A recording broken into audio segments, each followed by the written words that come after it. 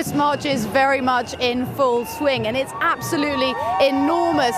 The rally started up by Hyde Park, and people are slowly streaming through on their way down to Westminster. Organisers said there would be around 40,000 people, making this the biggest ever climate change march here in the UK. There are, of course, other smaller ones taking place around the country, and as we saw those pictures from around the world, rallies in New Zealand, Australia, the Philippines and Bangladesh. And there are people dressed as polar bears, tigers. There's just been a herd of elephants gone past as well. But there is a very serious message here. Earlier we heard from Dame Vivienne Westwood and of course the Labour leader Jeremy Corbyn. He said that the world leaders meeting in Paris this week had an enormous opportunity in front of them, and that's very much the feeling from people here. Earlier I spoke to the musician Peter Gabriel about why this march was important to him.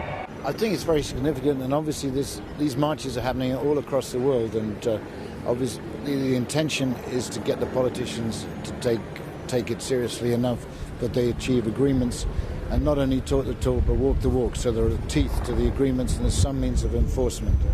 You talk about those agreements.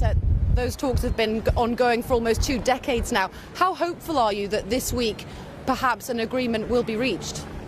I think there are increasing scientific evidence, and the issue is really being taken more seriously, and the politicians, I think, if they see these numbers too, will begin to act definitely, and I hope achieve agreement. But many people think this is our potentially last chance to re-steer the world more positively. Well, the thousands of people here still making their way down to Westminster, and it's worth noting that a lot of people here would have actually been marching in Paris this weekend, but of course that march was called off for security reasons. And there is a feeling here that even though this march is about climate change, it's also very much about showing solidarity with the French people following the tragic events of earlier this month.